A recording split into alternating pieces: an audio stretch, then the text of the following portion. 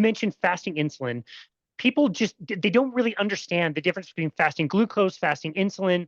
People hear it and they know it's related to type 2 diabetes, and that's about it. Even people that are very smart don't learn about it. Doctors don't really learn about it that much either.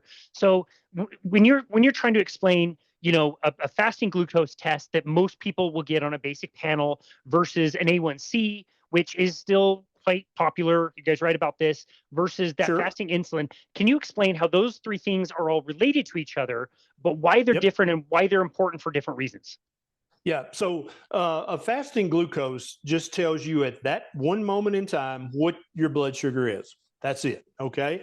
And that is helpful, useful information for most people, especially people with diabetes. An A1C or an HbA1c gives you a roughly 110-day average of what your blood sugar has been averaging over the last 110 days, because the average red blood cell lives about 110 days. And the glycation that we're looking at in an A1C is the glycation that happens to the hemoglobin molecule inside of the red blood cell. And so there are many things that can make your A1C falsely high or falsely low. And a good doctor should know the list of both of those things, but many don't. And so you check a fasting blood sugar, that it's 120. Well, that may be a problem. That may not be a problem. If you check your A1C and it's 7.9, that's a huge problem. You're type 2 diabetic. Many people, though, for 10 years, Casey, will have a normal A1C. Their blood sugar is a little bit high, right? It's 110, 115 when they're fasting. The doc checks an A1C, but it's still 5.6. And he's like, oh, you're fine. I'll see you next year. But if the doctor had checked a fasting insulin, and I'll get to where that comes from in a second, you can actually diagnose type 2 diabetes 10 years before the A1C ever elevates, if you know to check a fasting insulin. So what is insulin? Where does it come from? So insulin is produced by the beta cells in the pancreas. Your blood sugar goes up because you eat too many carbs and the carbohydrates break down into sugar, right? Now, your liver does make some sugar and you can break down glycogen to make sugar, but that's never going to, those two sources are never, ever going to make you pre-diabetic or type 2 diabetic. It's only eating too many total carbohydrates consistently that's going to make your blood sugar consistently high, which is going to consistently glycate your hemoglobin. It's going to eventually lead to you developing first prediabetes and then ultimately type 2 diabetes. So the insulin test or a C-peptide test, which is also an excellent proxy marker for insulin, because when the beta cells make insulin, what they actually make is proinsulin. And then they knock off a little molecule and then it's pre-insulin. And pre-insulin is made up of a C-peptide and an insulin stuck together. And the final enzyme that cleaves those, that's what makes insulin and C-peptide. And that's why C-peptide, if somebody's already diabetic and they're injecting insulin, you can't check an insulin level, right? Because they're injecting exogenous insulin. So you have to check a C-peptide instead. And so many type 2 diabetics, here's a great example. This type 2 diabetic, their A1C 7.9, and they're on 3 different pills for their type 2 diabetes, but they're also injecting insulin. So you check their A1C at 7.9. Well, are they a type 1 or a type 2? The average doctor has no idea. They just assume that because they're older, that they're a type 2, right? Because type 1 usually happens in childhood, usually. But you can also develop something called LADA, right? Which is adult onset type 1. And and I actually know people who were misdiagnosed as type 2 when they were actually adult onset type 1. And that's super dangerous for the patient. So this patient, if the doctor did know, oh, okay, I heard about this insulin test, I'm going to check that in this diabetic who's injecting insulin, that's not going to give you any useful information. So the doctor has to also know about the C-peptide test in that patient's instance. Can't check a fasting insulin. But for many people with early prediabetes, which some doctors say, oh, you've just got a touch of sugar, it's no big deal, we'll check it again next year. If they would check an insulin level, they would see that it's 30, 35, 40, 45, 50, super elevated, which makes it impossible. That person is absolutely going to gain weight. there's no way they can't gain weight, right? Because it's like they're injecting insulin, and every diabetic knows if you inject insulin, you gain weight. So their pancreas is pumping out this insulin way more than the body needs, but they do need it because they're eating so many carbohydrates, because they're following the ADA diet. And so they have to produce all this extra insulin. And so if you ask the average doctor, well, this patient is severe type 2 and they're injecting lots of insulin, but their A1C is still really high. Why do you think they need insulin? The average doctor is going to say, well, their pancreas is burned out. It's just not producing insulin like it used to. And this is the definition of ignorance, because if the doctor knew, all they'd have to do is check an insulin level, and it would be readily apparent, no, this patient's pancreas is not burned out at all. This patient's pancreas is producing way too much insulin because they're eating a high carbohydrate diet. And so the average type 2 diabetic thinks, oh, my pancreas is burned out. It doesn't matter what I eat. I just have to take my medicine. And that's why when somebody hears about keto or carnivore or a proper human diet, and they're like, wait, my doctor's never checked a fasting insulin. What are you talking about? I can reverse type 2 diabetes. My pancreas is burned out.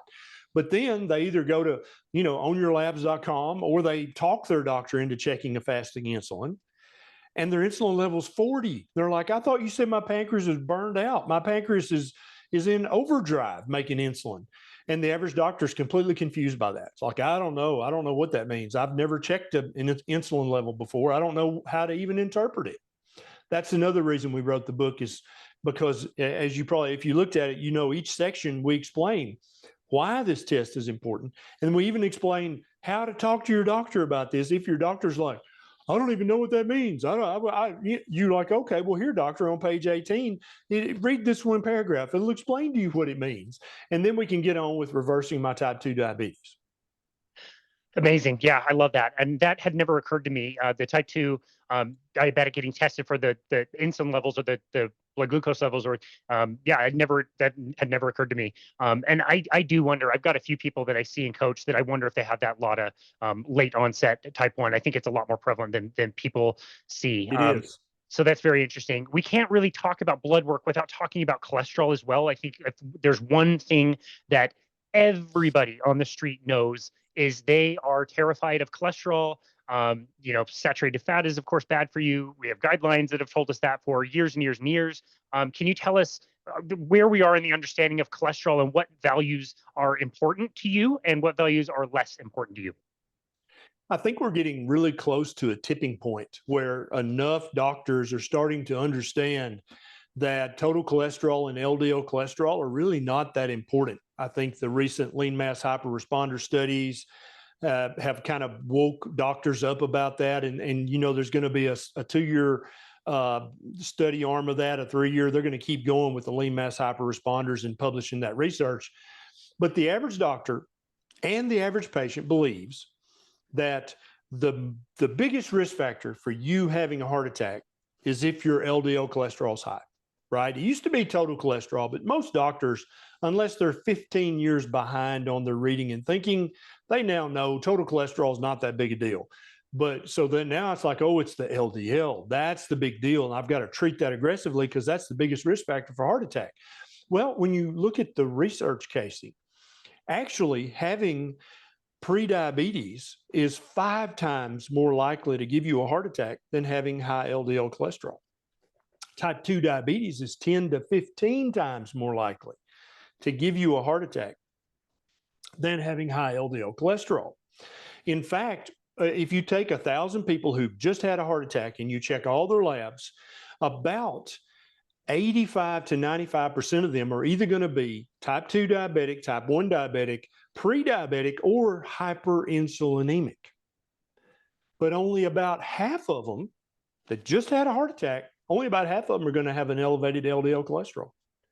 And so once you start to see that, and you're like, oh, so really, when a patient uses a proper human diet to reverse their type 2 diabetes, but that diet also makes their LDL cholesterol go up, and their doctor proceeds to lose their mind. Do you see the obvious disconnect here? This patient has cut their risk of having a heart attack by 10x by reversing their type 2 diabetes, and maybe increased it by 5% by elevating their LDL cholesterol. So they've lowered their heart attack risk by 1,000% by reversing type 2 diabetes, but they've raised it 5% because their LDL elevated. That's the relative risks we're talking about here. Does that make sense? And so the average doctor, it breaks their brain when you tell them that sort of thing. It's like, dude, it's in the literature. My YouTube video, How Not to Have a Heart Attack, the research is in the show notes. You can click on the link and read the research. And that's what a lot of my followers do when they go see their doctor, and they've reversed type 2 diabetes, but their LDL went up a little bit. And their doctor proceeds to lose their mind.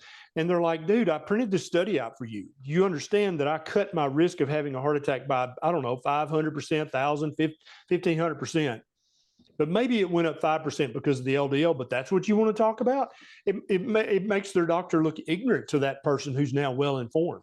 They're like, dude, do you not even read this stuff? Do you not think about this? And so the labs in some cases are quite important. But then in other cases, I don't think that checking your labs every 10 minutes, like some gurus out there advocate, I don't think that's that important for some people.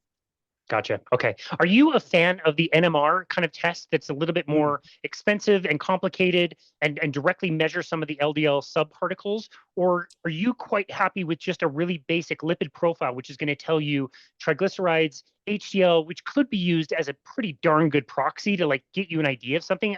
How do you feel about that? The first thing people need to understand is that any lab test result is a proxy marker. Okay, that's super important. And what that means is that if your LDL is high or your ApoB is high, your doctor uses that, not that the LDL is directly causing the heart attack, but it's a proxy marker that you're at increased risk, right? And so when the NMR lipoprofile first came out, God, 15, 20 years ago, I was a huge fan of it. I thought it was just the best thing in the world because it was the latest and greatest. It was modern. There was all these extra little numbers that I had to figure out what they meant, and I was going to look very smart talking about all these, fluffy and dense and small and large.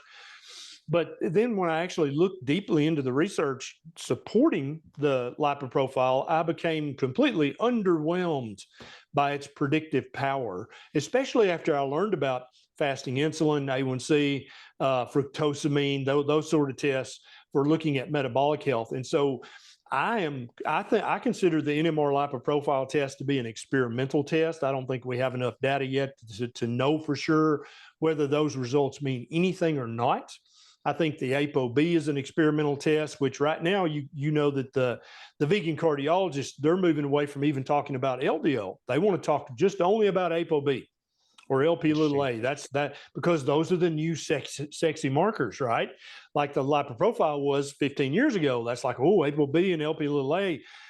These are completely experimental. I predict that in another 3 to 10 years, nobody will ask you what your ApoB level is or check your ApoB. I think by far the most important markers when it comes to any kind of lipid panel is the triglycerides, which you want to be as low as you can get them, and the HDL cholesterol, which you want to be as high as you can get it.